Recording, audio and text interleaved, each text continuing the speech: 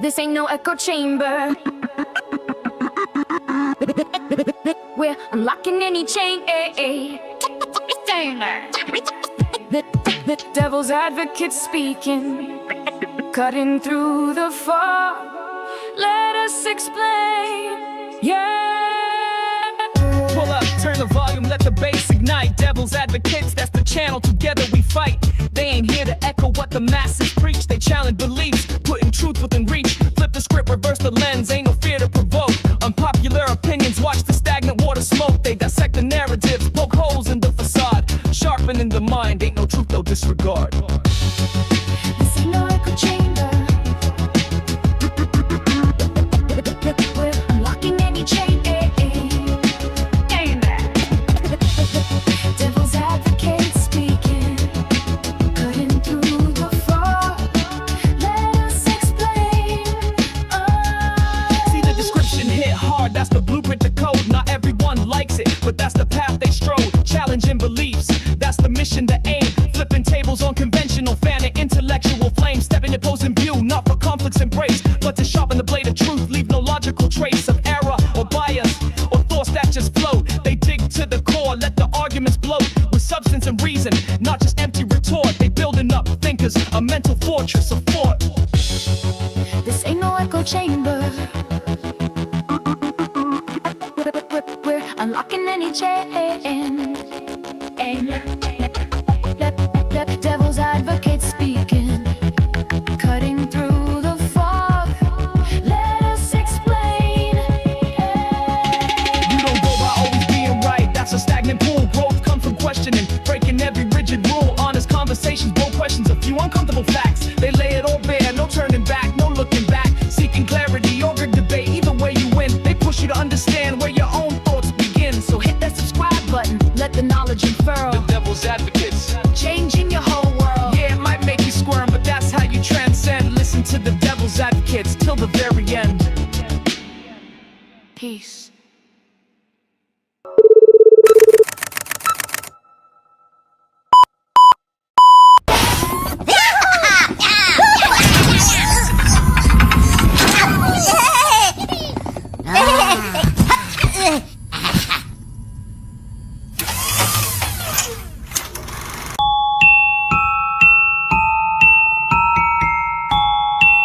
Ladies and gentlemen, do you want to know why I'm here today? It's not because I want to give you a pep talk or because I want to make you feel good about yourselves. No, I'm here to tell you the truth.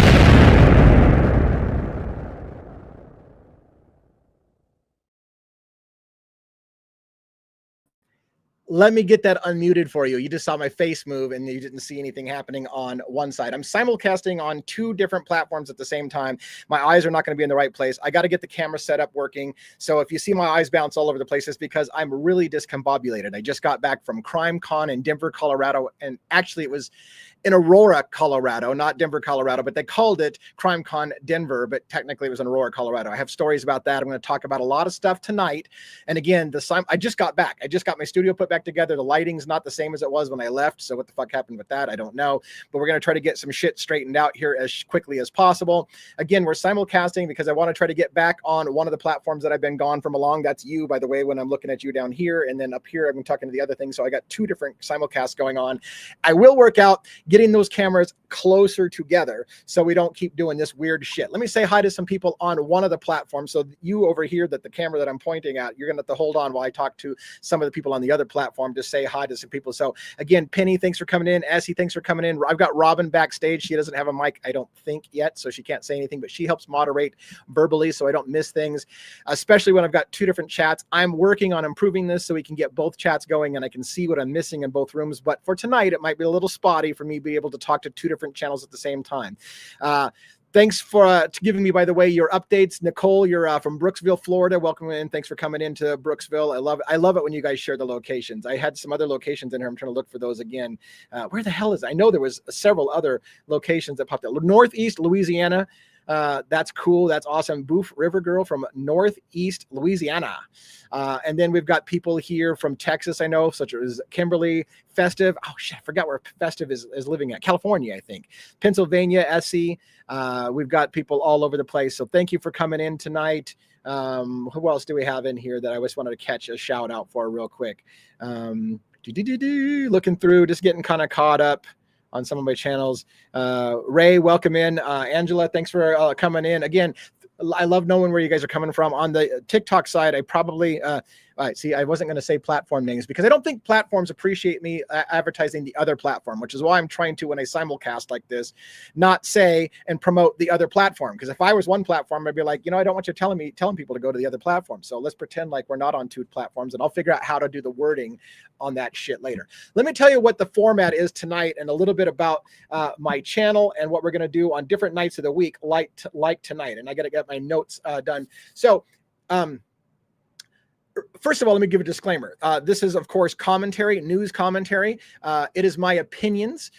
While I am telling you factual basis things, and I'm reading oftentimes from news stories themselves, and I will be doing a lot of reading from legal documents, so they're the actual court filings. So I can't tell you that that's just an opinion. I'm reading the court filing, although my ass will interject all kinds of personal opinions about that as I read it. But for the most part, I'm giving you my opinion and my analysis like any station does. CNN, Fox News, when they read you the news, they're not just giving you the news, they're giving you their commentary. I'm also going to be giving you my commentary. I have to be more careful, however, because we live in a litigious society and people want to sue your ass off for defamation of character and all these things. And all I'm doing is giving you opinion, not facts. So please don't take anything I say as fact. I'm not giving you the news. Neither while I read you legal documents and I break down what those legal documents mean, keep in mind, I am not an attorney. I'm not a quote unquote professional in that space. So I'm giving you my opinion of how the law works. I think I'm pretty good at it, but I'm not always right. Sometimes I have attorneys on my show with me that'll help correct me or educate our audience on how the law works. Oftentimes I have it right, though. That's the good thing, feather in my cap. When my attorneys come on, I rarely get corrected because I'm pretty good at it. And then if I do, they're super nice and just gently correct me. So anyways, I wanted to tell you a few things about the channel real quick, and then I'm going to give you the topic outline for the evening. These are about a 1 hour show. That's how I tend to do this. I do it about 1 hour at a time. So I've got a show scripted for the night. We've got a lot of legal documents to cover, and I want to give you a little overview. So we're going to do a little bit talking about CrimeCon that I came back from. I'm going to give you more details about that. We're going to talk about Luigi Mangione mostly tonight. So now, before you take off, before you shut down the stream, if you're an Idaho 4 follower, that's where my channel mostly is getting its views right now. Keep in mind, YouTube views all of a sudden a drop off in viewership as people aren't interested in my channel, and then they have a tendency to stop promoting you. So if you like what I do on Idaho 4, for example, and you're like, oh, he's talking about Luigi tonight, I don't want to give a shit, consider leaving this on your computer or your phone, if you will, as a courtesy. Because again, if YouTube keeps seeing drop-offs every single time I change a topic, they're going to view like, people aren't interested in this guy half the time. Now, keep in mind, the reason why I have three cases I cover, right? Luigi Mangione, Idaho 4, Brian Koberger's case, Long Island serial killer, Rex Heuermann, the alleged Long Island serial killer, and even a fourth case that I'm starting to get into.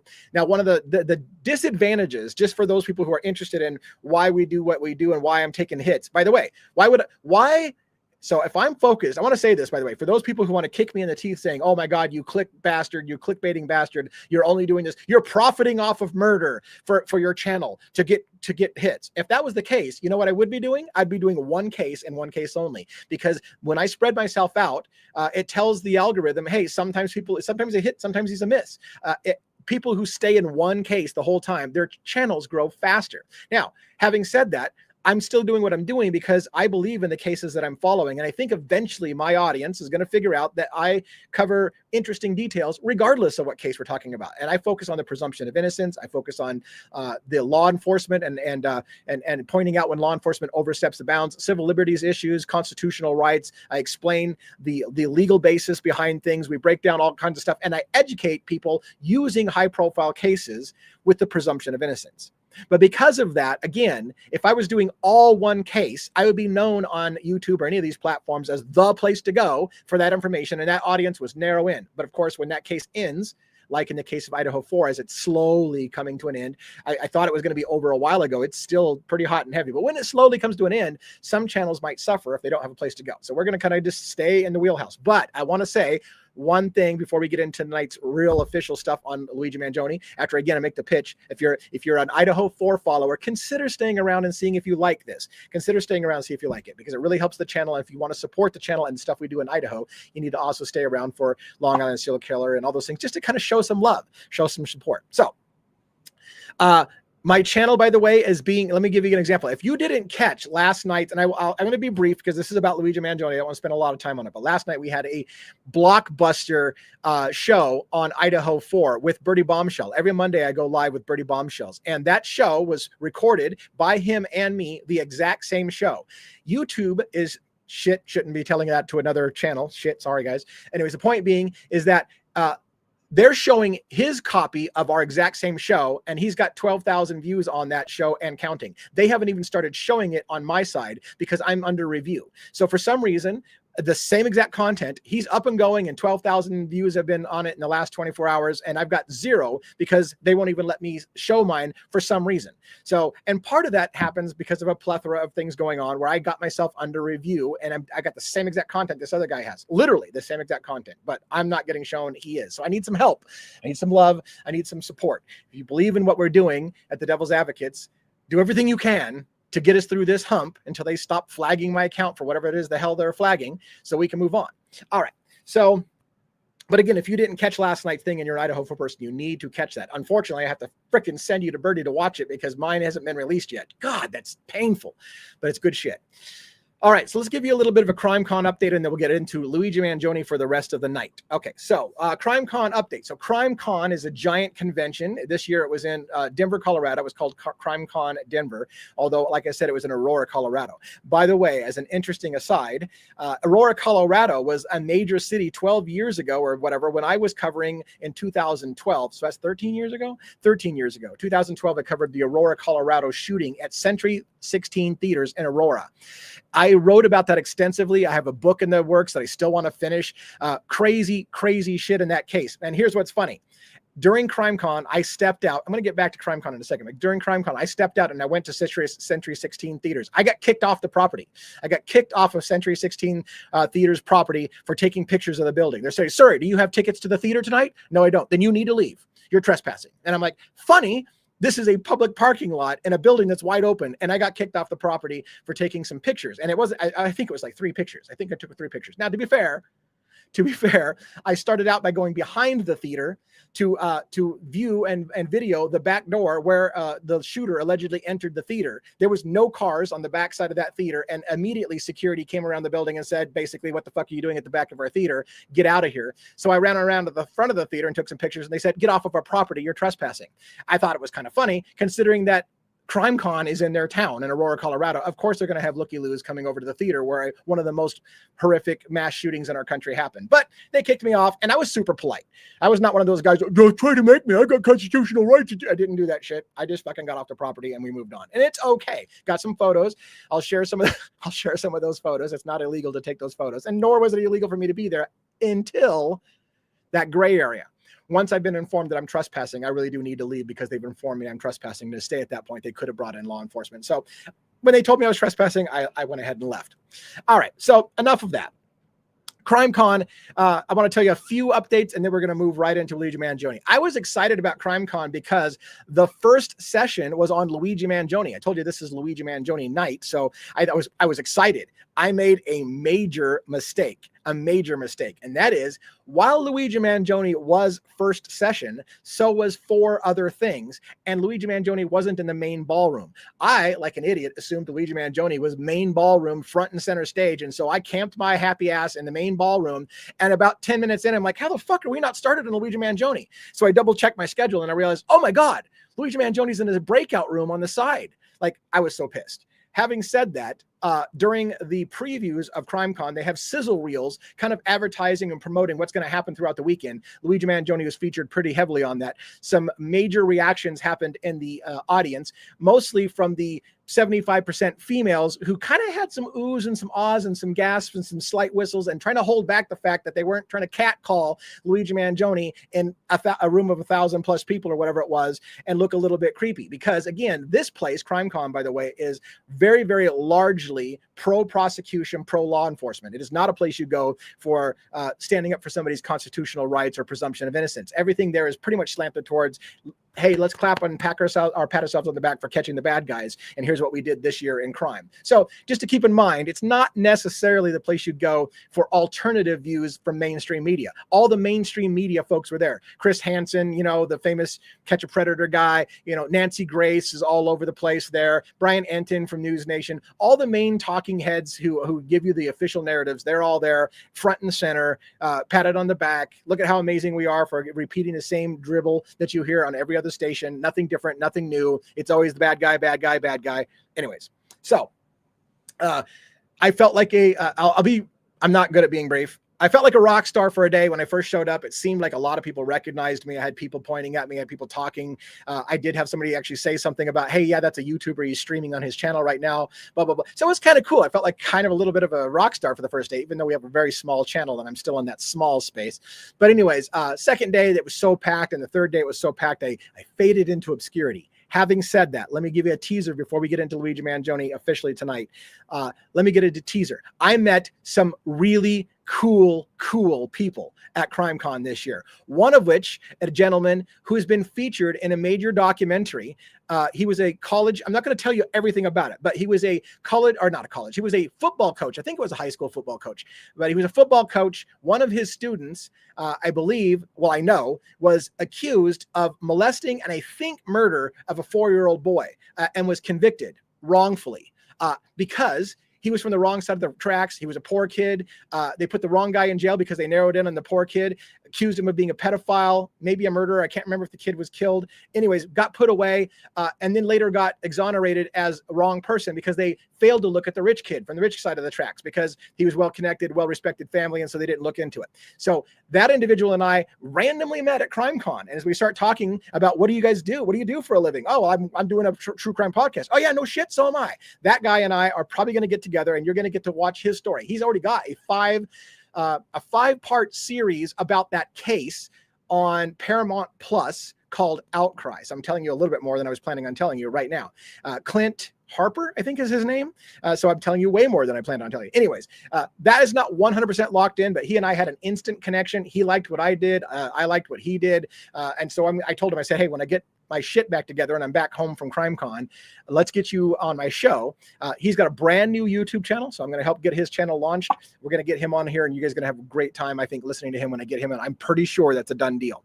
I also met a random guy, walked up to me and started pitching his book.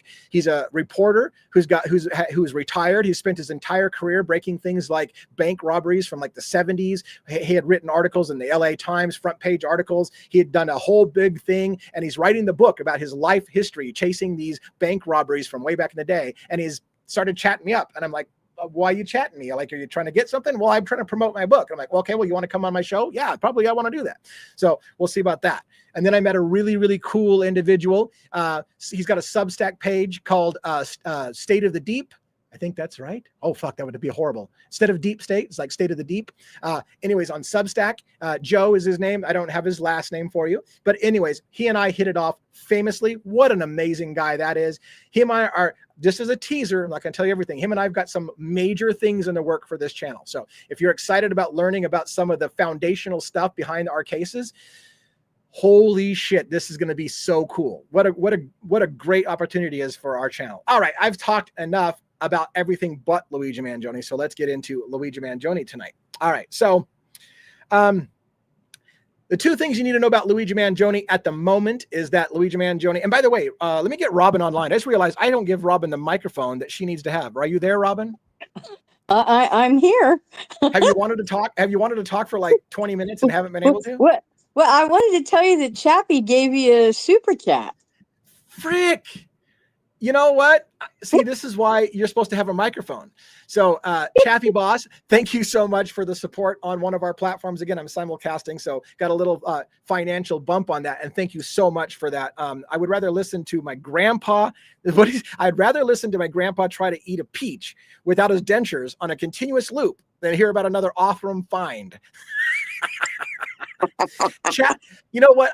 I should never cold read Chappie. I should never cold read Chappie because that dude sometimes, if I were ever drinking, I would spew shit all over my screen laughing, and I'm probably going to say something 100% inappropriate. I should never cold read Chappie. Chappie, thank you so much for the love on the channel. That really helps out a lot. In fact, you probably bought me a coffee at CrimeCon with all your help about these things, and so it's fantastic, very much, not more than a coffee. I shouldn't diminish that. So, anyways, anything else, Robin, that I missed on that chat on that side?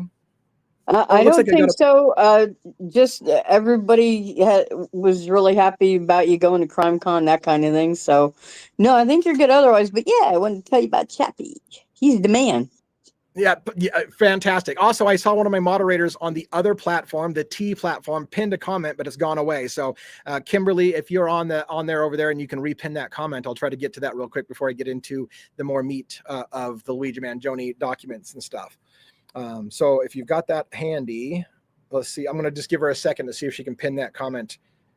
Well, that's weird. Oh, I went to that movie theater, and I was based in Denver, lived in Aurora my first year as a flight attendant. Very cool. And did you get kicked out like I did? Probably didn't get kicked out like I did. Yeah, it was kind of funny. I can understand why they kicked it out. And in fact, I had made a mistake. I was at the wrong door in the first place. I said, hey, here's the door that the shooter went into. And I'm like, and then I went online and looked at my phone and I'm like, wait a minute, it's fucking one door down. I missed it. So just as I was figuring out what door it's on, this guy's like, what are you guys doing back here? And I'm like, I'm here for CrimeCon. And oh yeah, I figured you would get, you guys gotta go. I should have taken a hint, by the way, when there was absolutely no cars in the back of the theater. And I was the only car that pulled up right where I remember James Holmes had parked his car at the back of the theater. Probably bad form to do that. Anyways. Whatever the case may be, let's continue on. Anything else I miss in there, Robin? I don't know. One's winding up for something. Oh yeah, make sure, by the way, on your platform, on the Y platform, that you have gifts turned on. I guess somebody gave a heads up. Make sure if you're on the Y platform that you have that you're watching on a PC, because I don't think you can do it on your phone, and that you've got gifting options turned on, because we often have people give gift memberships for members only content, which costs money. Somebody buys that for you and hands those out for free if you have it turned on that you're allowed to receive it. It's not a catch. You're not going to be charged for something you didn't sign up for. It's a free gift, a free look, and at the end of that free look, if you want to continue, you can pay. If you don't, you just got your free look for a month, and you can binge watch all the stuff that I've had for members only. So make sure that's turned on if you haven't done it. It's a little $ in the bottom. You click on that, make sure it says allow yourself to receive gifts or memberships. And then if that rolls out, you'll get a chance to get one of those. All right. Luigi Mangione, two dates that you need to pay attention to. September 16th is coming up very, very fast. September 16th is a court appearance in the case of Luigi Mangione. It's not 100% sure what is going to be ruled on. I want to show, and again, now, if you are not paying attention to the fact that we're on two different platforms, I'm going to present, let's see, I'm going to remove this and I'm going to present. So when I say I'm going to present, only people, unfortunately, on the Y platform are going to get to see the screen. I'm not set up yet to present on the T platform. So bear with me when I figure out how to get that fixed. So if you want to see what's on screen, you're going to have to look at the Y platform in order to see what's on screen. This is my website showing up here, but I wanted to show you Luigi Mangione's website, luigimangione.info.com. And down at the bottom, they have the federal case, the state of New York case, and the Commonwealth of Pennsylvania. If you're following the case, and I hope that you are, you'll know that Luigi Mangione is facing 3 different sovereignties, 3 different jurisdictions. The federal case is coming up. So if you look, the People versus Mangione New York State case is coming up on Tuesday, 9/16. Now, the reason why a lot of people are excited about this is the state case does often allow cameras in the courtroom. The federal case, the Southern District of New York versus Luigi Mangione, also in New York. So New York has two different jurisdictions fighting over Luigi Mangione. That's the state and the federal government. The federal government does not broadcast on camera their proceedings. So I know a lot of people who follow my channel have literally booked flights and are going to New York and trying to get into the courtroom. It probably will have some element of that being televised. That's 9/16. If it is televised, whether people can get in or not, if it's televised, I'm thinking about doing a live stream, maybe on both platforms, during the actual proceedings. I don't want to talk over everyone. That's the problem that I'm having problems. I don't want to talk over them. I may pause the stream, make some comments, and then resume the stream. So if you want to watch it live, you may have to not watch my feed, because I will probably, I don't want to talk over them. So I will pause if something comes up and I'm like, shit, did they just say that?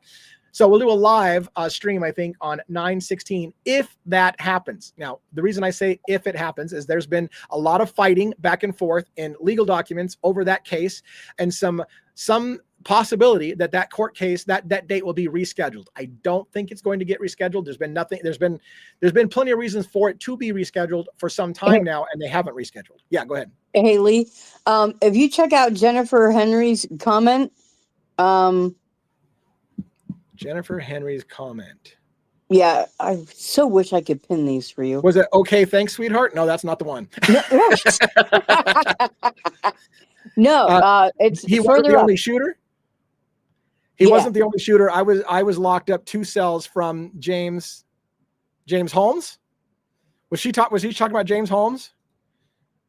I don't believe. Yeah, that's a case for another day. I've got on Substack. I do have a Substack account. I've got stuff about that case. I've talked about it being potentially more than one shooter. We'll have to table that.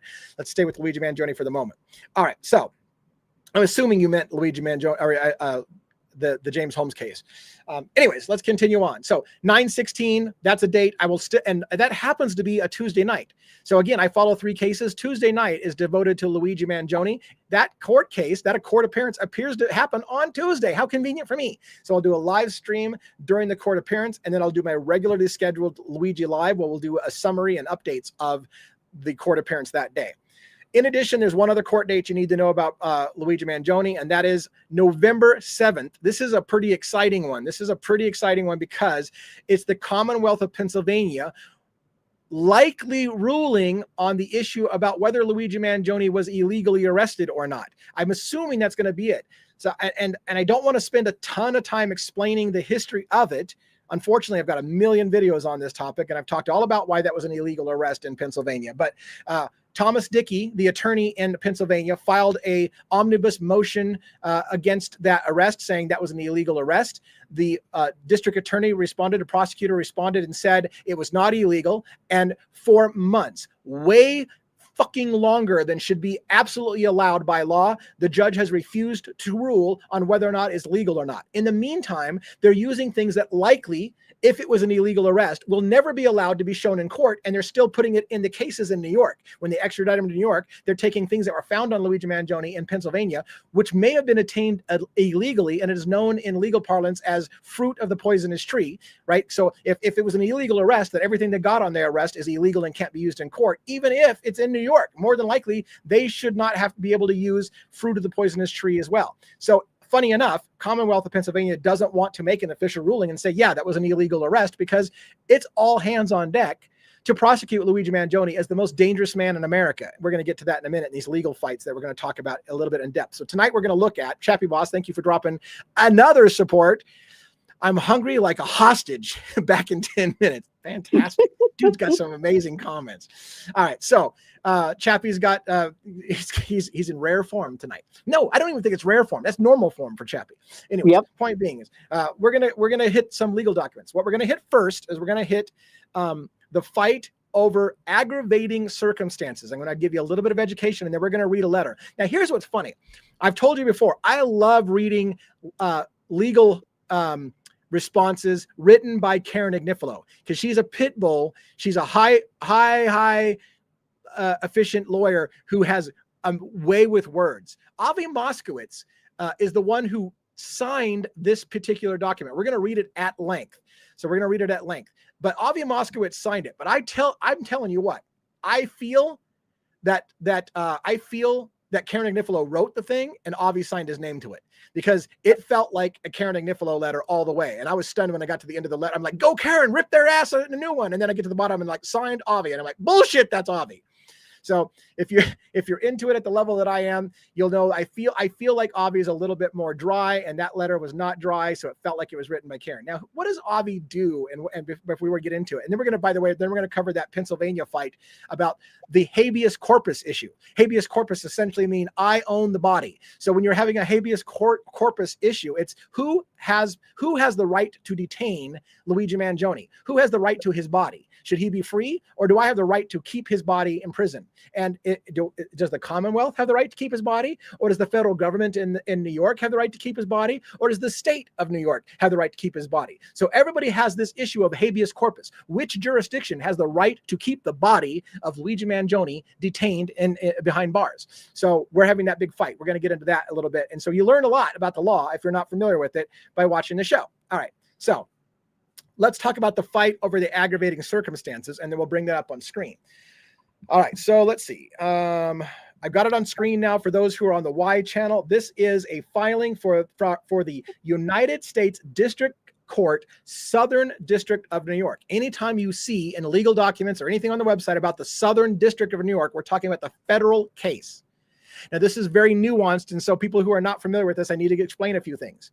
The state of New York is charging Luigi Mangione with first-degree and second-degree murder, different charges, including with the act in furtherance of an act of terrorism. What's really interesting is you would think when they add the words in furtherance of an act of terrorism, that's the part that's seeking the death penalty. No, sir. New York State hasn't executed somebody in a long time. They don't believe essentially in the death penalty. They stopped making executions, and they don't give people the death penalty in the state of New York. Now, the district attorney in the United States, Pam Bondi, came out and said, I want the federal government in New York to go after Luigi Mangione, and I want you to execute the man. I want you to kill him. I want you to kill Luigi Mangione and execute him, capital punishment, because Trump said I need to be hard on crime. And if there's ever been a person who's deserving of death, it's Luigi Mangione.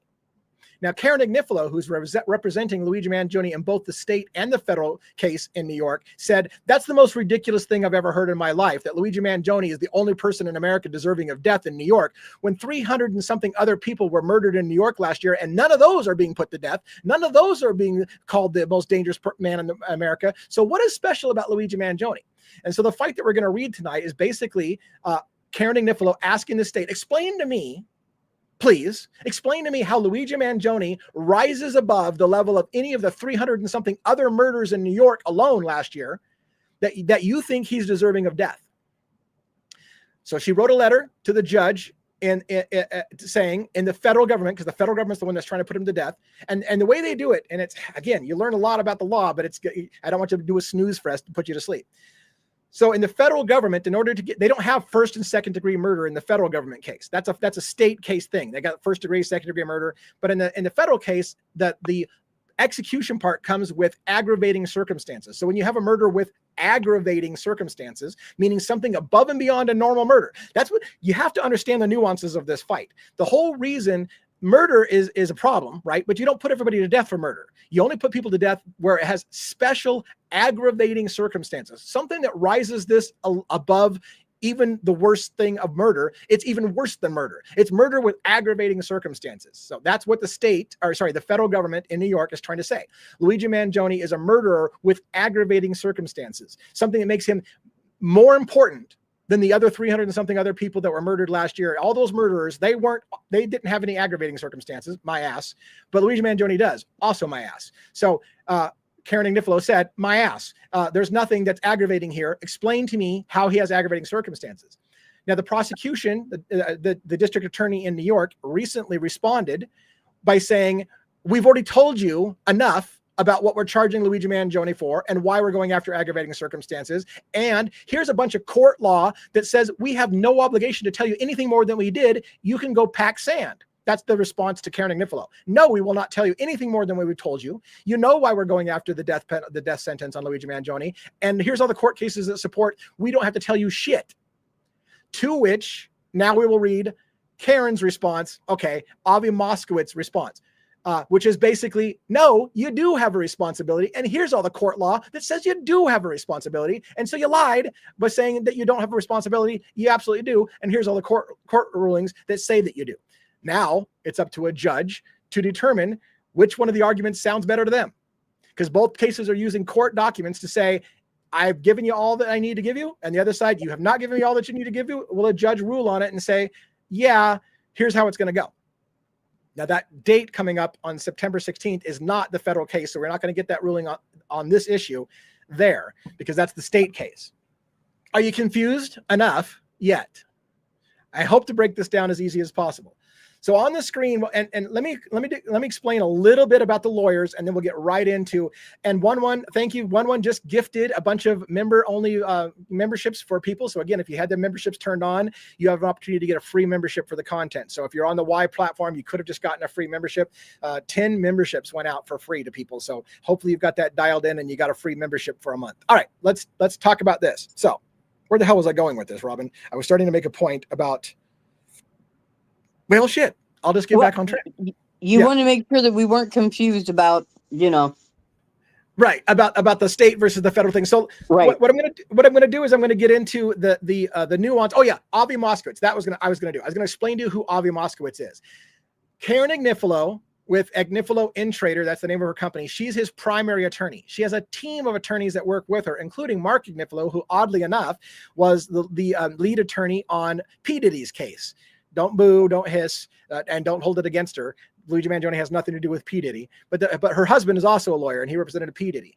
And he was secondary counsel with Karen on this case. Now that the P. Diddy case is over, I'm sure Mark Agnifilo is going to spend a little bit more time on this case now. But one of the things that happens when death is on the line, I can't stop doing that when it's a Princess Bride reference. Anyways, I'm not going to do it. I can't do the accent, but when death is on the line, it's different. So, in a case when death is on the line, and I still want to say it with a lisp if I say it. When death is on the line, you need to have appointed a special counsel. It's an attorney who specializes in the death penalty because death is different. That's something that they say in law all the time. Death is different. So when you have death on the line, you have an appointed attorney who specializes in the death penalty itself, aka Avi Moskowitz. So Avi Moskowitz, his role is specifically to fight and get the nuances correct because that's his specialty on death penalty cases. So the response by Karen's team, written by Avi, the lead on the death penalty issue, is basically, yes, you do need to explain to us what your aggravating circumstances are.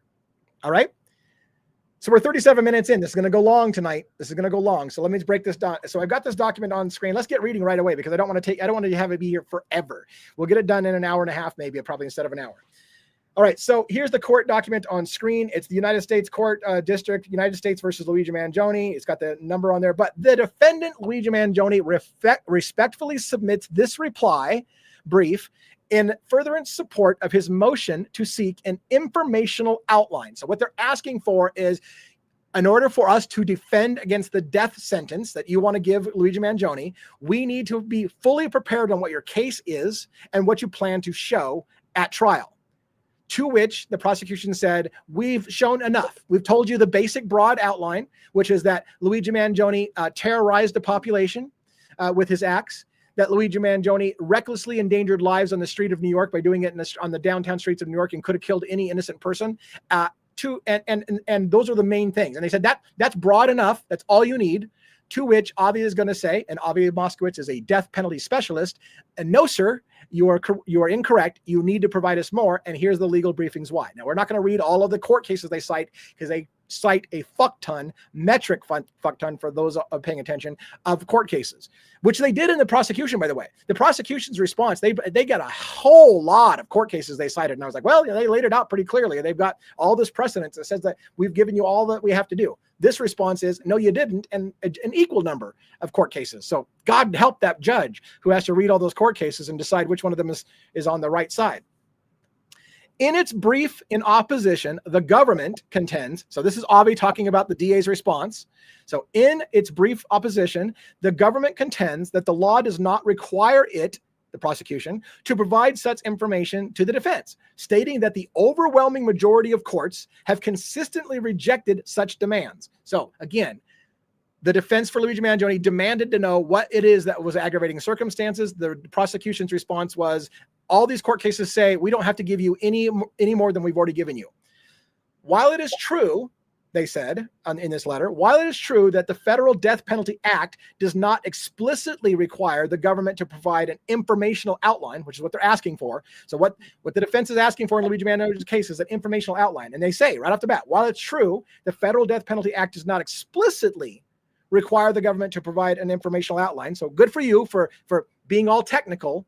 The overwhelming majority of courts, however, including every district court in the circuit, and this circuit right here where we're doing it, every single court district in this district, it says, has considered the issue and have found that due process requires the government to provide a defendant in a capital case, that's murder, with the death penalty on the line, with sufficient notice of aggravating factors so that he is able to respond and prepare his case in rebuttal. So what they're saying is, technically, you're right. The Federal Death Penalty Act, which is a nationwide act, doesn't say it, but this particular court in New York and this district in court every single time has always said, yes, the government does need to provide the full outline. So here you go. Good luck, Judge. That's your job, I guess, right? To wade through the legal documents and decide which one of these people have the better argument. Point number one in this letter, due process requires the government to provide an informational outline. So that's their main argument. Yes, you do need to provide us an informational outline. Prosecution, the district attorney in New York says, no, we don't. So let's see who's right. In the United States versus Gendron 2024 case, the court rejected, so they're using a very, very recent court case to prove this. In the United States versus Gendron, the court rejected exactly the argument advanced by the government in this case and ordered that the government provide an informational outline. So there you go, right off the bat. You said you don't have to do it, but we've already got a court case right here that says you do. And here's what the ruling was. This was their statement. Was it any capital case, the government must give the defendant notice of all aggravating factors sufficient to enable the defendant to respond and prepare the case for sentencing. And they list a bunch of documents that are court cases. This right to notice necessarily flows from the defendant's due process right to defend against the government's case. So you have a right to due process, and part of that is knowing exactly what they're going to present to you against you. So that's what that says. I like to break things down through the universal translator. What does it mean? It means you need to provide details. You have to, or it's not due process. That's the way that our courts have interpreted that law. As noted above, a case seeking the death penalty can include broadly worded aggravating factors and a myriad of facts that might not be admissible in court trials. What is more, the severity of the penalty sought warrants special efforts to ensure the fairness of the proceedings, and so to provide sufficient notice, the government must inform the defendant of the theories and facts that it will use to establish each aggravating factor. So again, what they're doing is they're just using court law that says it's already been determined in all these different cases that they have ruled that, yes, you do have to provide very specific details of what it is that is aggravating. You can't just say, hey, you know why it's aggravating. No, you need to spell it out. You need to spell it out very, very specifically.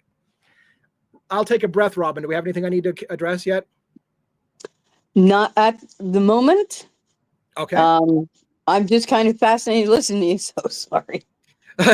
So I got a little bit of love on the T platform. Thank you so much for the special love. Throw some stuff in there, some likes, some love. If you want to see me continue on both platforms, give me some encouragement so I can keep doing it. I'm trying to work out the things. Jeremy Pearson over here on the Y platform. Hello, DA.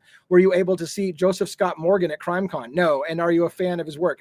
I don't think I actually know Joseph Scott Morgan to recognize by face. So we'll talk about that later. I saw a lot of people, so maybe I did, maybe I didn't. But that name didn't jump out at me, and I knew a bunch of people there. I can name names, but I'm not going to do it right now. All right, continuing on. Further noting that an informational outline assists the court in performing its function as an evidentiary gatekeeper in screening aggravating factors and the evidence permitted in attempting to prove them.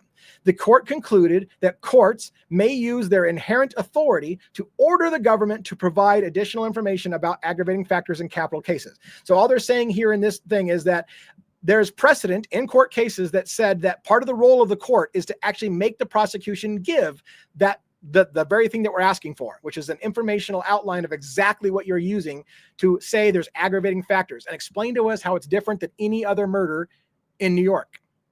Because that's the key. You can't forget what they continually saying.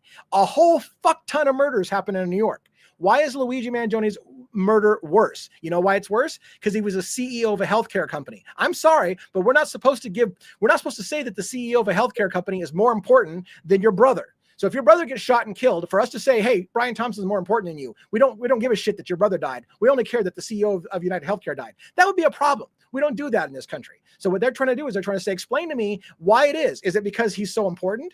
How is that a thing? Like, we don't show privilege. So why is it that he is more important than anybody else?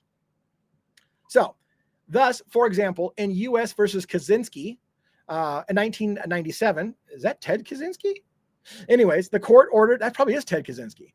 The court ordered, in ordering the government to provide an informational outline with respect to several of the aggravating factors in the government's notice of intent. So again, they're laying out the argument about why, yes, you do need to provide an outline about what exactly you're doing. Chappie's dropping bombs like you wouldn't know. And by the way, Chappie's ordering merchandise from our channel. Thank you so much. You ordered a V-neck shirt today. Thank you so much. You got some of it. No, I heard your package got rejected because we had the wrong address. Sorry about that, man.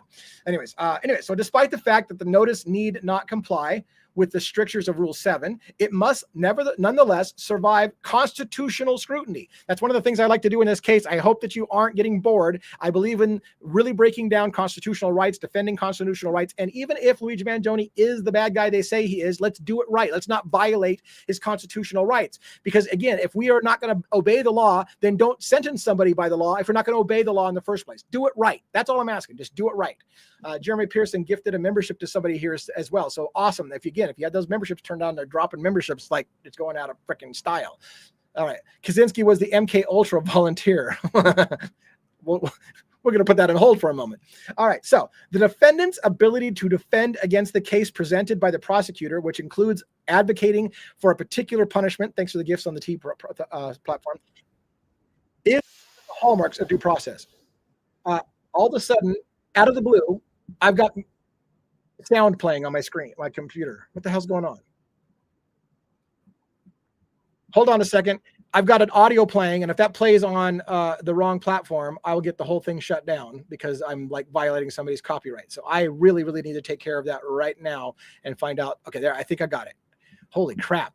You cannot surprise me with copyrighted information playing in the background, or I'm going to get myself in big trouble on certain platforms that are really, really strict about that. All right. Let's get our collective shit back together to finish this document.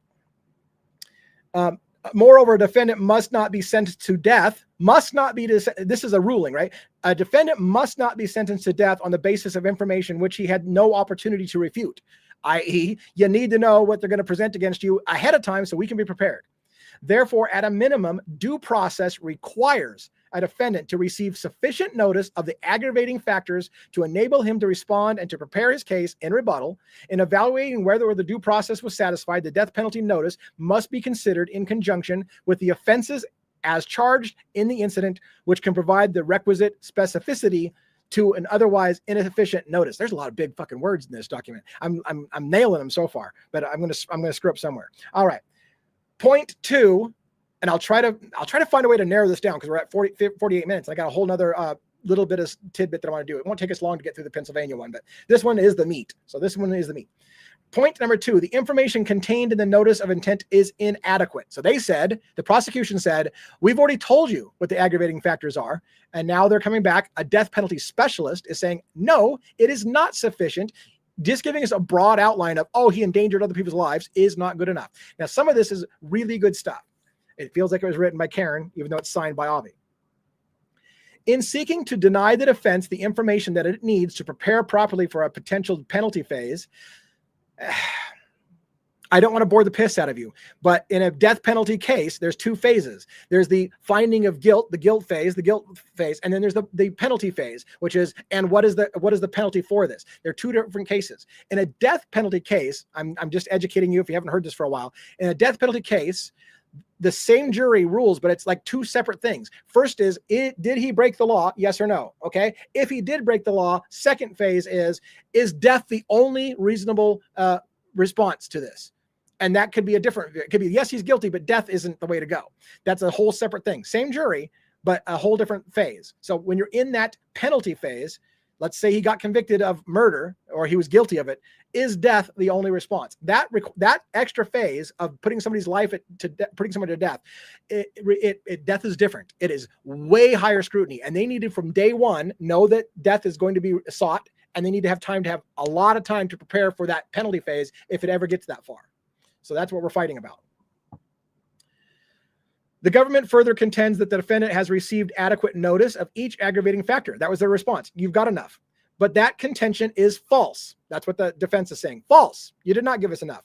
The government's notice of intent cites 2 aggravating factors: grave risk of death to additional persons, and, so that's 1, and substantial planning and premeditation, 2. That's the 2 aggravating factors that we're fighting about.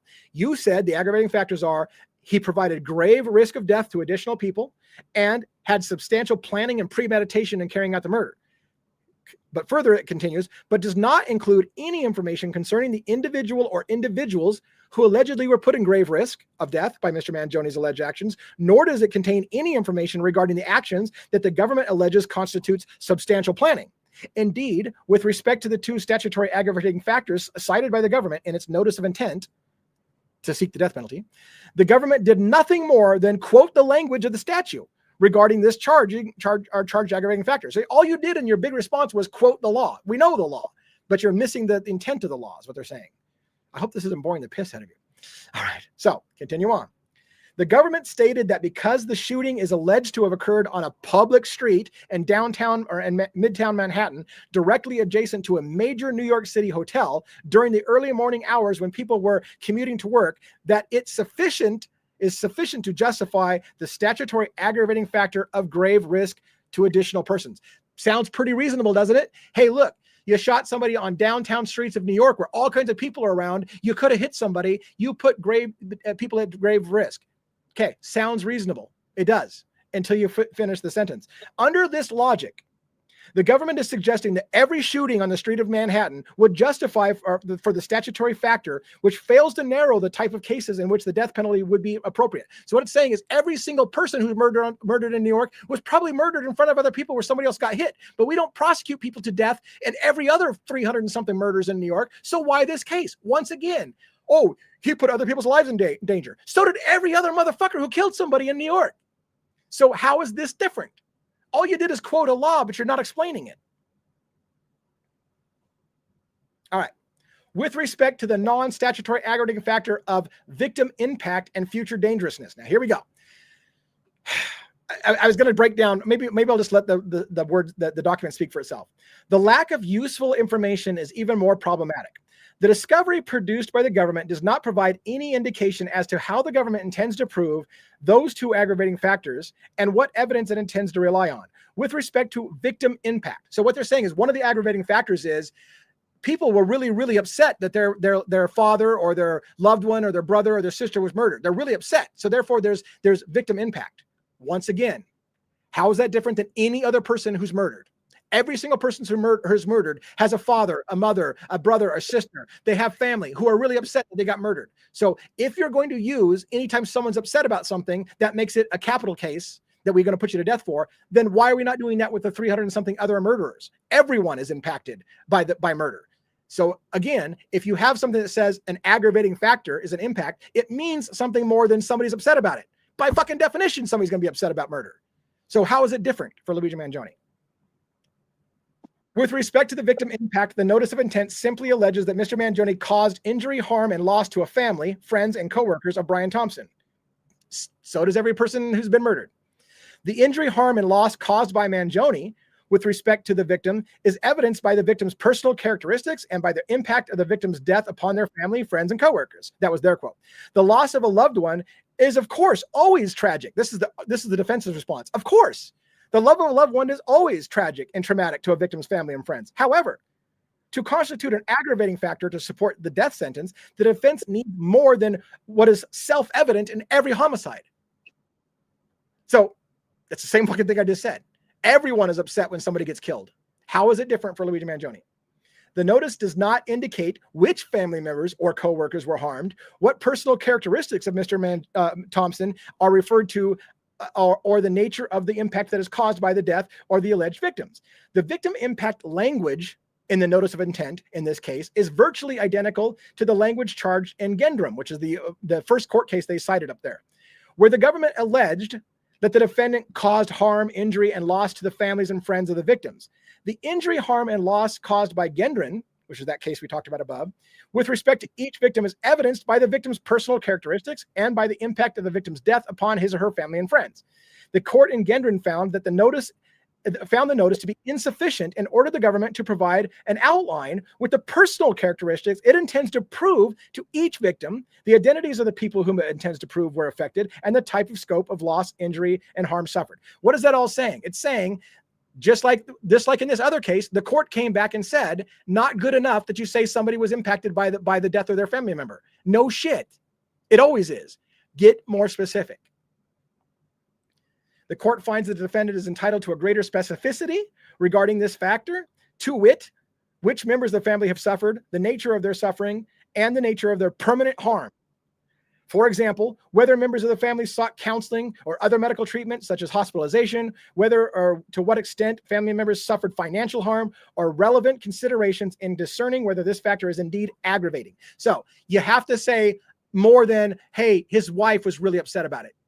His kids were upset about it. No shit. By definition, when somebody gets killed, you're going to be upset about it. Explain to me in very so-and-so went into a mental health institute and got locked up for 6 months because they lost their shit and couldn't deal with it. That would be an aggravating circumstance. It drove somebody in the nut house.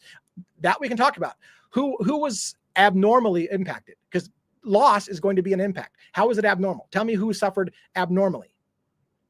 In order to allow the defendant to adequately prepare responses to a sentencing phase, and in order to allow the court to determine if a pre-sentencing hearing will be necessary to review the evidence, the government will be ordered to submit an outline of its proposed victim evidence, impact evidence. So that was a ruling from a court case.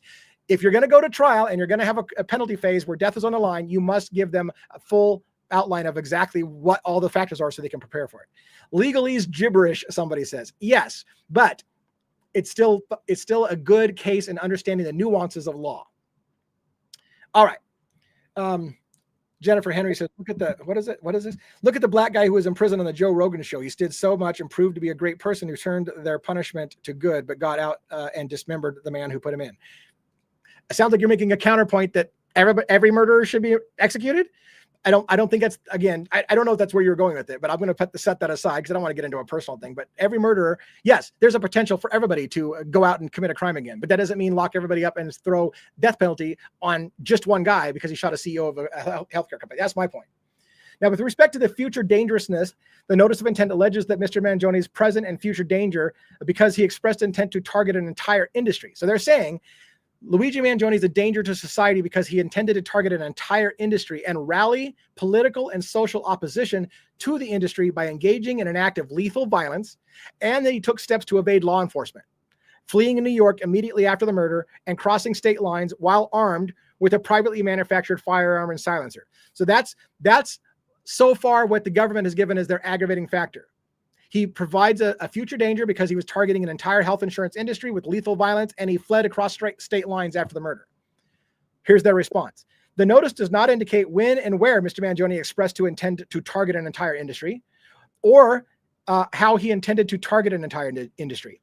To the extent that the notice alleges that Mr. Mangione expressed an intent to rally political and social opposition to the industry, i.e. the health insurance industry, that does not make him a future danger, but rather simply indicates that he intended to exercise his First Amendment rights. So in other words, what they're saying is, if you're going to use Luigi Mangione's writings where he says that the healthcare system's failed, that's his constitutional right. He has a First Amendment right to have an opinion.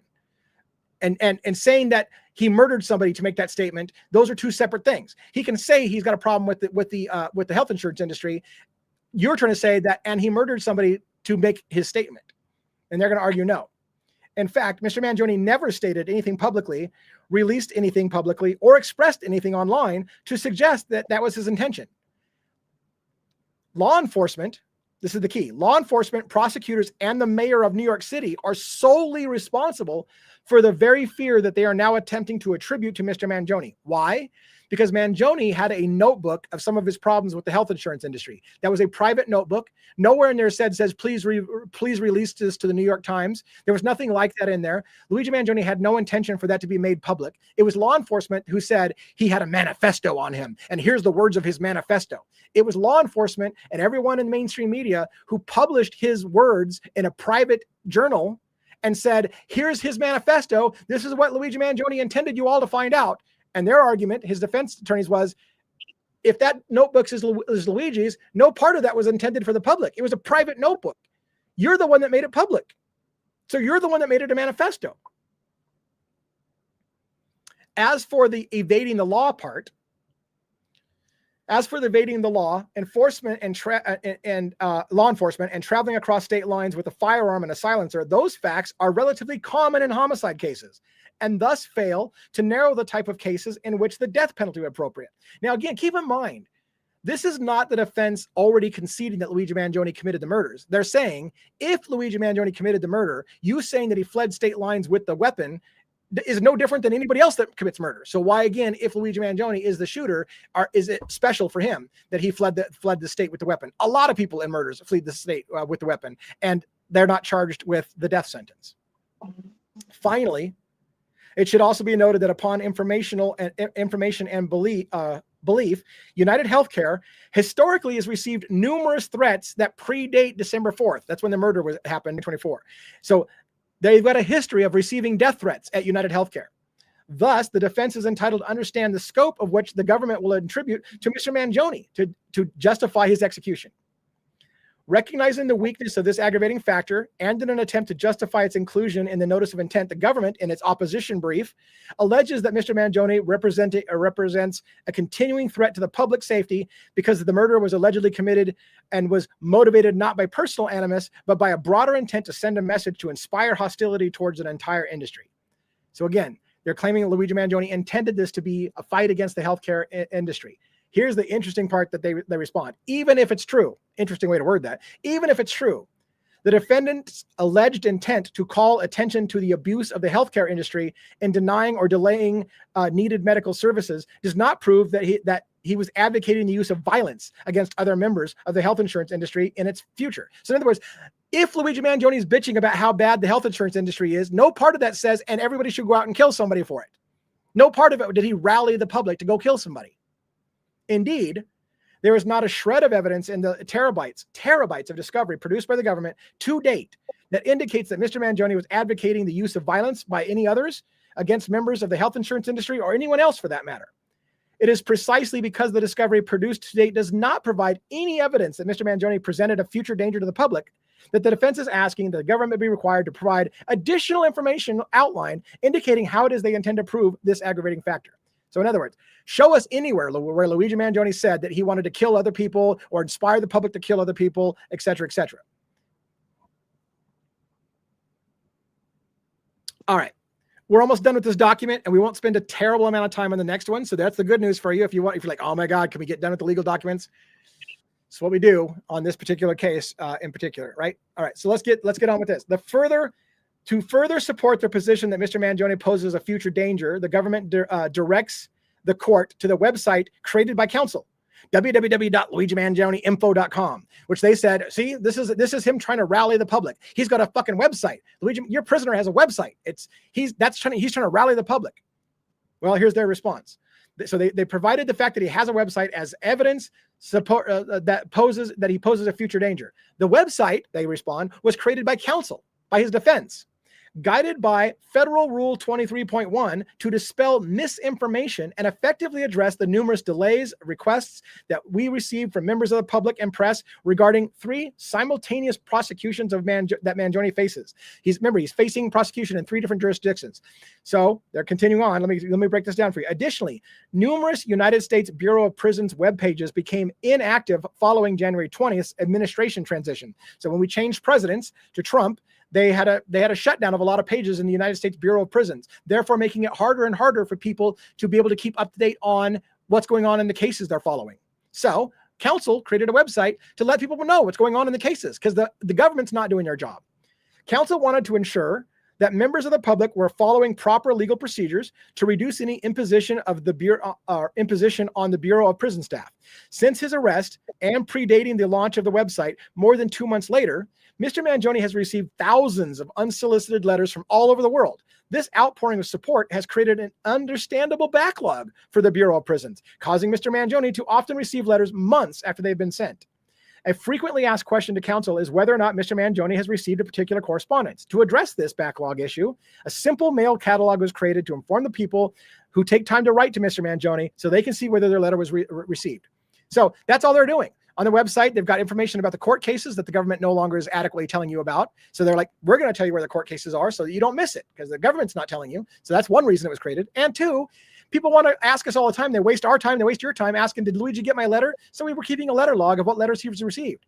By the way, I've written Luigi Mangione about 17 letters. I write him a letter every single week talking about the case and what we're doing on the outside to follow the case and what we're thinking about the case. I write a letter every single week. I've written like 17 letters. I think he's received 3. And I wrote in May and he got a letter like 4 months later. He's so far behind and he's getting the letters out of order. It's ridiculous. And I understand. They're overwhelmed. I get it. We're almost done with the document and we'll move on to the last thing, which won't be very long, and then we'll be done. Most alarmingly, and in an attempt to prejudice potential jurors, and thereby Mr. Mangione's right to a fair trial, the government in its opposition brief attempted to link him with other recent killings, including the recent murder of 4 people in Manhattan by Shane Tamora, writing that, quote, since the murder, certain quarters of the public who openly identify as acolytes of the defendant have increasingly begun to view violence as acceptable or even necessary substitute for reasoned political disagreement. The defendant poses a continued danger not only in personal capacity, but also because he sought to influence others. So they're saying the guy that walked into an NFL headquarters or was trying to go into an NFL office to shoot people because of his grievances with NFL was inspired by Luigi Mangione, to which they will say, go F yourself. There's nothing in there. And you know damn well there's no link to that shooting in Luigi Mangione. You're literally trying to take every crime now and just say, oh, this guy was inspired by Luigi Mangione, with absolutely zero support for that whatsoever. There's nothing in common between those shootings. That individual did kill innocent people. They did kill people that had nothing to do with his grievances at all. The shooter who shot Brian Thompson hit the right person that they were going for and no one else. So you're trying to compare completely different situations. A shooter that gave 0 shits about other people's lives versus one who took steps to make sure nobody else was hit. Now, the government is well aware that there's absolutely no link between Mr. Mangione and Tamara, and there is no evidence that Mr. Tamara was influenced in any way by the murder of Brian Thompson or by Mangione's writings criticizing the abusive practices of the health insurance industry that prioritize profits over needs of the insured and are currently under investigation by the Department of Justice. That sentence right there was just a fucking jab. That was just a jab by the defense. They're reminding people that, hey, by the way, Mr. Mangione's grievances was against a predatory healthcare industry and United Healthcare, who's under investigation by the Department of Justice. Has nothing to do with this shooter. But by the way, let's remember, public, they're under investigation by the Department of Justice for predatory practices. There's also no evidence that Mr. Mangione has done anything since his arrest to incite, looks like, hold on, TikTok or a certain other platform is making me prove that I'm still existing. So we've done that. Hey, everybody, sorry that I'm not directly making eye contact over here on that platform. We're almost done with this document. There is also no evidence that Mr. Mangione has done anything since his arrest to incite or foment violence against the healthcare industry or against anyone for that matter. Mr. Mangione's whose emails and telephone calls are recorded and monitored. So it has been pointed out by the defense of Luigi Mangione that they have violated Luigi Mangione's constitutional rights at least 4 times, including eavesdropping on attorney-client privileges. So in this document where they're talking about what the government must do, they're reminding the public about the fact that United Healthcare is under investigation by the Department of Justice for predatory practices, that the district attorney has violated Mr. Mangione's civil liberties by eavesdropping on his phone calls, and they keep working in all the other problems. It's pretty clever. On their part. Anyway, so Mr. Mangione's whose emails and telephone calls have been recorded and monitored by the government has been a model inmate working on as an orderly in his unit, earning a clean disciplinary record. So he's got no strikes against him in the prison. If the government has evidence that Mr. Mangione was avoiding advocating or fomenting violence against the health insurance industry or against anyone else for ideological reasons, that evidence surely would have been mentioned in the notice of intent and highlighted by the government's opposition. The government's silence on this issue is telling and clearly shows the defense needs an informational outline in this case. Mr. Mangione is no more responsible for the actions of Tamora or any other alleged killer whose actions followed the arrest than the president is responsible for alleged mishandling of classified documents by those who served under him. I love that. That's so, if Mangione is responsible for every murder that happens after he did it, then I guess the president should be held responsible for any classified documents that get leaked while they were president. So that's clever. All right. So, in fact, Mr. Mangione condemns those very acts of violence. He condemns those acts of violence that the government is attempting to attribute to being inspired by him. The government's attempt to link Mr. Mangione to the likes of Shane Tamora without any evidence is further proof of the political nature of the trajectory of unfortunate decisions to seek and execute Luigi Mangione.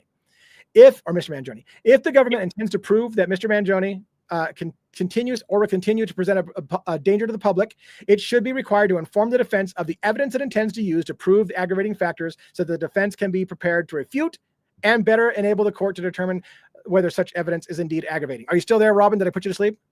Nope. I'm here. I am here. All right, last paragraph, and we're done with this, and then we'll spend about 10 minutes or less on the other document. For the reasons discussed above, for all the reasons discussed above, and based on the authorities cited herein in this brief, it is respectfully submitted to the court that they should follow the opinions of every other district court in this circuit to have ruled on this issue and order the government to provide an informational outline detailing the evidence on which it intends to rely to prove the statutory and non-statutory aggravating factors alleged in its notice of intent. Yes, legalese stuff, but basically it is, yes, you do have a requirement. So again, at the end of the day, you've got a very, very strong statement of the prosecution. We don't need to provide you shit. You've got a defense repeating once again, yes, you do. And here's all the court reasons why you must provide us that information. Now a judge must rule on it. We'll see how that goes. Now, the last thing we're going to take a look at is the Pennsylvania case. Let me break down for you real briefly what's happening. It's a super interesting thing, in my opinion. It might be a snooze fest for you. Let's hope not. So the arrest of Luigi Mangione happened first in Pennsylvania over the issue of, hey, what's your name? Mark Rosario. I need to see your ID. Okay, here's a driver's license that says Mark Rosario. Okay. After a while of talking to him, they take his driver's license, they run it, they find out he's not Mark Rosario. They take his bag, they search it. And 17 minutes into interrogation, where officers formed a wall around him and pinned him in a corner, making it so he couldn't leave, after making him stand up and patted him down and searching his belongings, they said, one cop said to another, hey, have you read him his Miranda rights yet? Or informed him that he's under investigation? No, we haven't done that. Oh, fuck. That is a oops, rookie move. You literally were interrogating him and keeping him detained in a corner with no ability to leave. If he had touched an officer trying to get out of the corner, because they maintained if Luigi Mangione was free to leave anytime he wanted to, he could just push right past us. Oh yeah, let's see how that would have worked out. Anyways, it was a complete illegal arrest. And I'll say it once, because if you've watched my channel enough, you've heard me say it so many times, you're getting tired of it. It is not illegal in the Commonwealth of Pennsylvania to provide false identification to a police officer unless you've informed you're under investigation. Look it up or watch my videos. I got tons of videos about it. I cite the law and I cite the appellate courts that upheld that. It is not illegal to provide false identification to a police officer unless you've been informed that you're under investigation. Luigi Mangione was not informed he was under investigation for 17 minutes. In fact, he was told he wasn't in an investigation at one point. So completely illegal arrest. And an illegal search and seizure. And what did they get in that search and seizure? False identification, a firearm, allegedly, that was used in the crime, a notebook detailing the reasons why he would have committed the murder. All of that was found in a backpack, and all of that is not admissible in court if that arrest is illegal. Now comes, finally, after a fucking practical year of this thing going on, finally, the Commonwealth of Pennsylvania is trying to have the balls to maybe address the issue. Now, here's the legal fight that's going on that's super interesting. Thomas Dickey had to point out to the courts, every court, how sovereignty works. The first sovereign, which is the Commonwealth of Pennsylvania, the first sovereign to arrest the man has the right to the first trial. So if he was arrested first in Pennsylvania and then extradited to New York, Pennsylvania has the right to his body, the habeas corpus issue. They have the right to his body. And so they could say to the federal government, sorry, Mr. Mangione was arrested here first, and we're trying him first because that's the way it works. The first sovereign to arrest him and detain him is the one who has the habeas corpus issue. But they decided in the Commonwealth to relinquish that and say, you know what, it's okay that the state took him. The state took him from Pennsylvania back to New York. And then when he was going to court for the state charges, the federal government swooped in literally during his state appearance and said, by the way, we're charging him in a federal court as well. So Mr. Manjone was just ripped around from court, taken out of Pennsylvania to New York. New York State had him, and then the government came in and he's just fucking being ping-ponged around. And that's what Karen Niffler said. I've never seen anything like this in my entire time practicing law. He's literally being ripped around on everything. And you got 3 different jurisdictions trying to try the same guy like he's the most wanted man in America. And in fact, I would argue he is the most wanted man in America. The argument is, should he be? Now, in an amazing moment or two of posturing, first thing Thomas Dickey did in Pennsylvania was argue that the arrest was illegal. Then the prosecution responded and said, no, it wasn't illegal. I will tell you, in my Karen Niffler in New York, Thomas Dickey in New York, both said that response that you gave in the prosecution is horseshit, and that you know it's horseshit, and they're waiting for a judge to have the balls. Now, I'm going to be a little funny because I think it's a female judge over there, so maybe not the balls. But the point being is that they're waiting for the judge to make a ruling. Was that arrest legal or not? And that judge is terrified to make a ruling. Why are they terrified? In my opinion, that judge is dragging her feet because she's terrified of making a ruling, because this is the most important case in America. And if she rules that it's legal and it wasn't, it could be her career. And if she rules it wasn't legal and they let him go on a technicality, it could be her career. So she's terrified, I think, in my opinion, of making that ruling. But now we put pressure on, and they're going to finally, I think, hear it out in court in front of a judge and make a ruling. Now, here's where the cool shit happened and gets to today's legal documents. Thomas Dickey filed a notice that stated what the rules are of habeas corpus. Who owns Luigi Mangione? Is it Pennsylvania? Is it right now? Here's the crazy thing. Again, this is so fucking crazy. The first person to arrest Luigi Mangione was the Commonwealth of Pennsylvania. So they have the right to him. The state extradited him to New York, and they say, we are trying Luigi Mangione first in murder in New York before anybody else, before the federal government, before Pennsylvania. We're going to try him first in New York State as murder in first degree. The federal government, however, is the one who's actually holding Luigi Mangione in their federal prison, allowing Mangione to go to his state appearances when he's called to it. But Thomas Dickey says, you must allow Luigi Mangione to come to Pennsylvania to also face the charges in Pennsylvania. To which the federal government said, no, we're not going to do that. We're not allowing Luigi Mangione to ever get out of our federal prison. He's not leaving to go to Pennsylvania to face charges.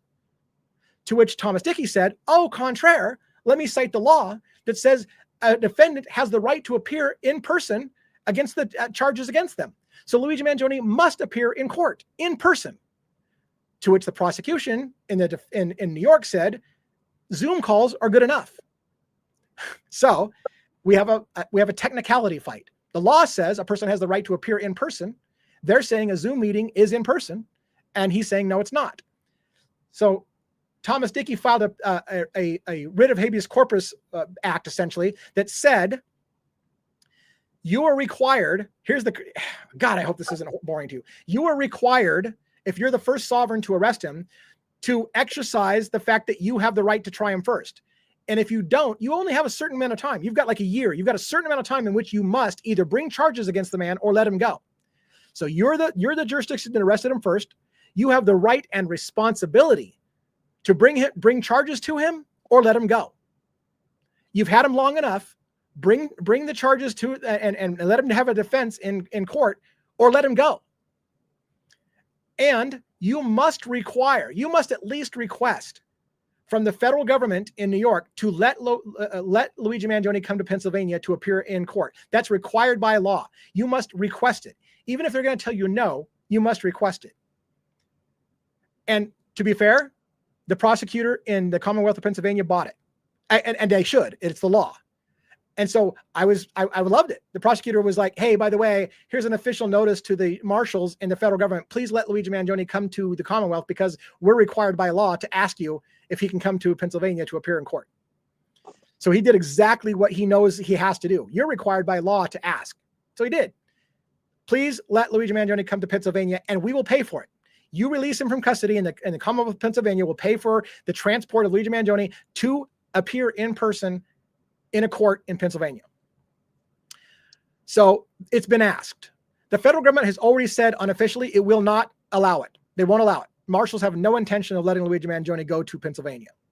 And they've already said that. You can ask, but the answer is already no. But it is officially in writing. We have asked. And I was gonna read some of these things to you, but I think the summary is enough. I'll pull it up on screen just so you can kind of see it. But to be honest with you, that's essentially what's happened. They've asked for, and there's a date set. There's a court date that is.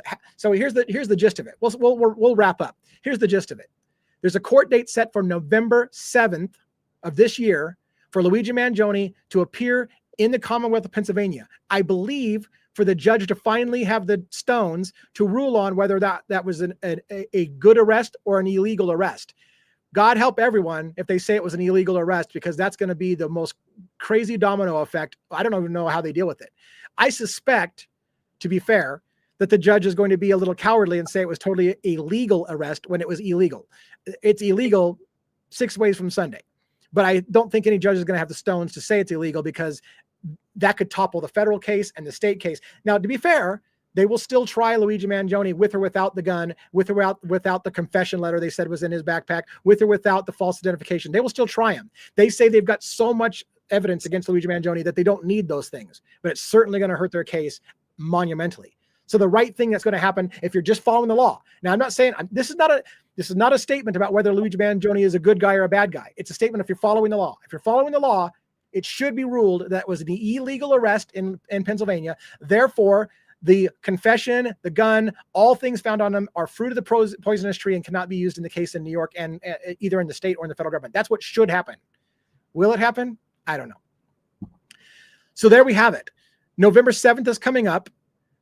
They have requested very, very strongly, good wording. I was going to read it to you, but I think we've gone long enough.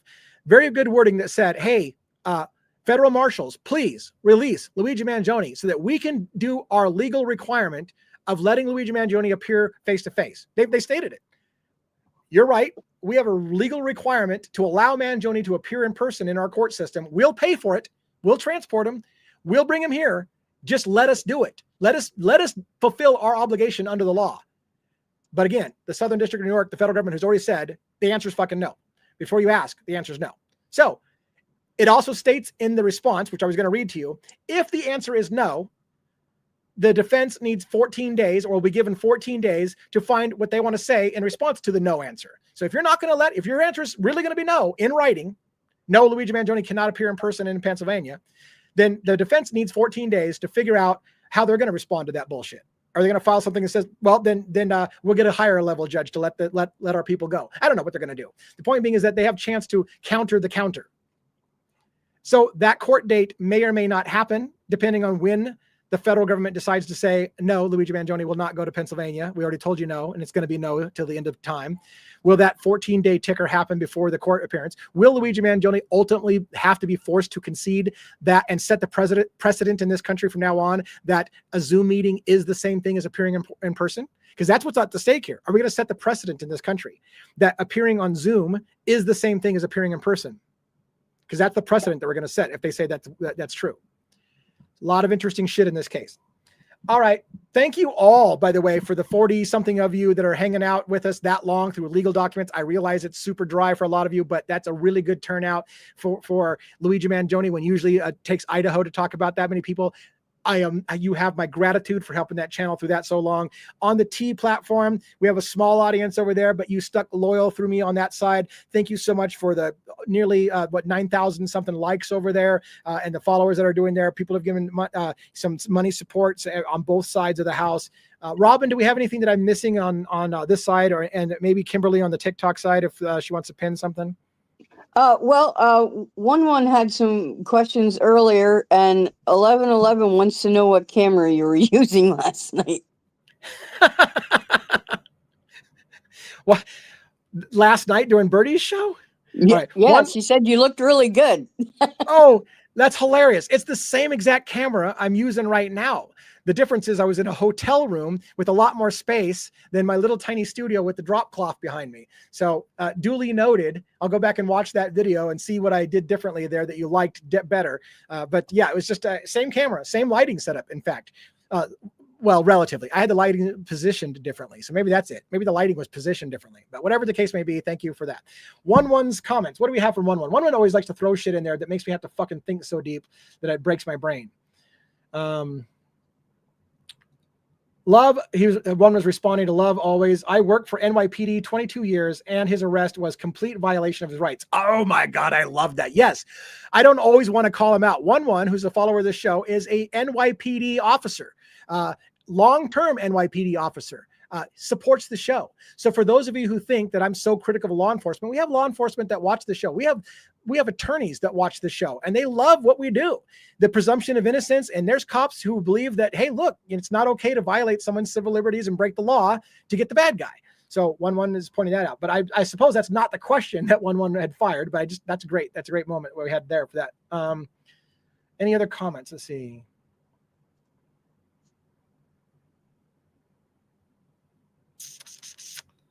What do you think, Robin? You got anything there? And did I miss something on pinned stuff over here on, I don't know if Kimberly's still in the TikTok side. TikTok, you don't stop to the heart kick. Anyways, I digress. All right. I think that's probably enough. Upcoming for the week, we may have Murder Metal Mayhem and I going live together on Thursday night. I just passed Wednesday entirely. Wednesday is usually the Long Island serial killer case. So tomorrow night, Long Island serial killer. Thursday night usually is Pete Alturi and I talking about whatever case. It oftentimes is Idaho 4. It sometimes is just about serial killers and those kind of things. It's kind of a mashup of whatever. And then Friday night is our recap of the week. What happened during the week at Devil's Advocates? What are the highlights? What things are coming up? What other cases are interesting to me? Go ahead, Robin. What do you have? DA, your John Ray interview. Oh, shit snacks. That's tomorrow, isn't it? Yeah. Tomorrow night is Long Island serial killer, but it's a special night. Holy shit. I because of CrimeCon, my mind is shot.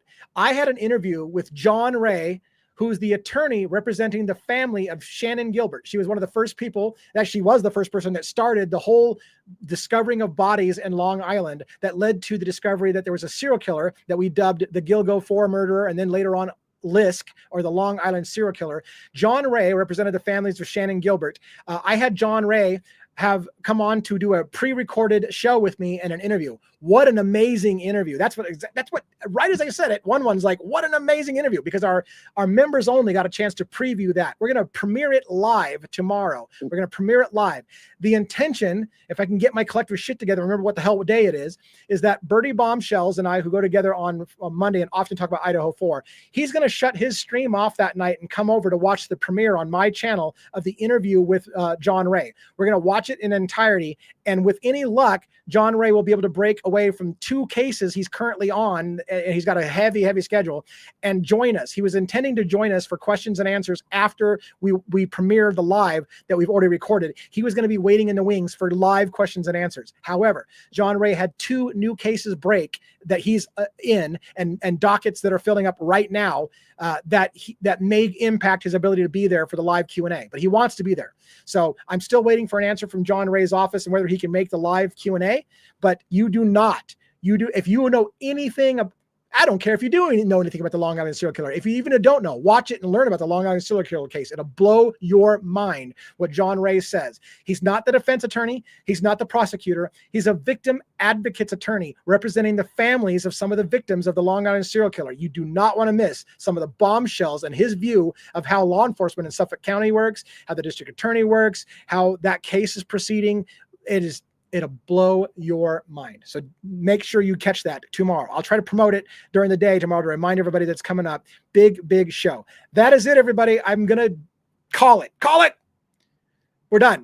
Thank you on both platforms. Sorry that I didn't pay more attention. I'll try to get the cameras lined up on the second platform so that we're looking in the same camera, at least, or relatively close, so it doesn't look like my eyes are bouncing around or that I'm talking up here most of the night and not down here.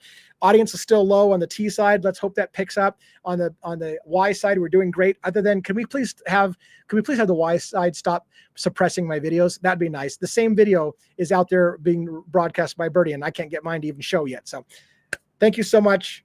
Bless everyone. Have a good night.